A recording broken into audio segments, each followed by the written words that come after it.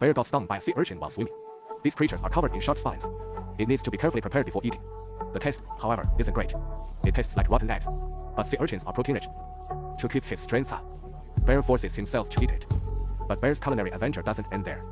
He's landed on a remote Sumatran island. This region is among the world's most active volcanic zones, known as the Pacific Ring of Fire. Its dangers are obvious. One wrong move could be fatal. Bear sticks to his usual entrance, skydiving from 2,700 meters into the sea below. After final checks, he takes the plunge. But this time, his landing zone is treacherous. Deadly currents churn the sea surface. One slip-up and he'd be tossed around like laundry in a spin cycle. Amid the crashing waves, Bay finally made it to shore, exhausted. But his real ordeal was just beginning. The island, south of the equator, was a furnace under the scorching sun. Even fully clothed, he couldn't escape the sun's harmful rays. They needed to find a way to shield himself. The plastic bottles on the beach. With a quick modification, he crafts makeshift goggles. He intends to use them to explore underwater. These will help him see clearly through the seawater. Before long, Bay spots a mushroom coral. Its secreted mucus is a natural sunscreen, with an SPF of over 50. It's fair protection once on land. Bay smears the mucus all over his body. That feels pretty good. Once done, he returns the used mushroom coral back to the sea, planning to reuse it tomorrow. The next enemy to face is dehydration. In this extreme heat, lack of water quickly leads to heat stroke. But the island is covered in coral fragments, preventing any rainwater from collecting. Bay's only hope is rainwater on fallen leaves. But it's far too little to sustain him. He resorts to wringing out every damp item he finds. The island lacks not only water, but food is equally scarce. Desperate, Bay heads to the beach to try his luck. Bay spotted numerous hermit crabs along the shore. These little creatures were surprisingly vicious. They devoured snails to steal their shells. But Bay wasn't after the crabs themselves. He had his eyes on their big, meaty claws. In no time, the beach was littered with one-lot crabs. Crab claws alone wouldn't cut it for a meal. He needed to find more to eat. Bay then grabbed a stick from the beach.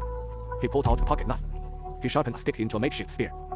With this spear, he aimed to hunt for a proper meal underwater. The sea bat teemed with potential prey. Luck was on his side as he spotted a yellow snapper. But this fish was no easy catch. Its tail bristled with deadly poisonous spines. One wrong move could be fatal. He aimed and thrust the spear at a vulnerable spot. The strike was so swift, the fish had no time to react. His lungs were bursting for air. After a struggle, Bay surfaced with the yellow snapper. Back on shore, darkness was falling. Finding shelter became the priority. An open area at the island's edge seemed ideal. The sea breeze could deter sharks and might attract passing boats. Bay began collecting driftwood. Time to build a hammock. But the driftwood isn't playing along. Unbelievable. Keep this up, and Bay might just eat you for dinner. After some hard work, he finishes the hammock frame. Next, he weaves vines into the bed. For the roof, he splits fresh palm leaves and lays them evenly over the hammock. With the shelter now built, Bay split bamboo and placed it under the eaves to collect rainwater for drinking. As night fell, the island became nearly desolate.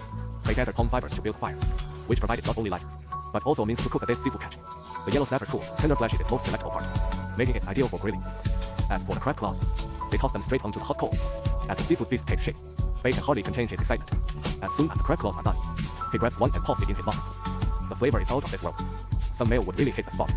He moves on to the grilled yellow snapper, but it's not as tasty as he expected. Darkness engulfs the island at night. It takes guts to survive in this place. Dawn breaks the following day. The sky opens up with a downpour. His water containers are now brimming. Gearing up for what's ahead, Bear sets out more water collectors. He gulps down water, quenching his thirst. The downpour doubles as a welcome shower. Once refreshed, it's time to tackle more pressing matters. It's time to dive in and hunt for meal. Bay dived into the sea in search of breakfast. He quickly spotted a spiny sea urchin. Its body was bristling with sharp spines. Bay speared it with a stick and hauled it up. The sea urchin's spines were tipped with barbs. Once embedded in flesh, they're extremely hard to remove. So it must be carefully prepared with a knife before eating. The taste, however, leaves much to be desired. It has the flavor of rotten eggs. But sea urchins are packed with protein. To regain strength, he had to suck it up and power through. Breakfast sorted, Bay hatched an escape plan. Collected rainwater wouldn't sustain him long. Water scarcity plagued his island's survival. Bay stumbled upon some bamboo. He decided to build a raft and seek rescue. To defy the odds, he carefully selected his materials. He needed mature bamboo, both sturdy and flexible, to keep the raft from swelling in water. He drilled holes in each bamboo pole. He then threaded them with wooden rods and secured the ends with vines. After backbreaking work, a sturdy bamboo raft was complete. But for a long sea journey, he needed a canopy to block the sun. He quickly built one using thin poles and palm leaves. The bamboo raft seems pretty sturdy. Flipping it over should be a piece of cake, too. Lastly, he needs to gather some provisions for the journey. He swiftly sets his sights on a coconut tree. However, scaling the slippery trunk proves challenging. Bay fashions a makeshift climbing aid from vines. The knot provides crucial grip for the climb. With this ingenious tool, Bei swiftly ascends the tree. The young coconuts are brimming with liquid. Each one contains a lifetime supply of refreshing juice. The coral reef near the island has fierce tides. Waves relentlessly pound against the raft. The bamboo raft looks perilously fragile. Luckily, luck is on Bei's side.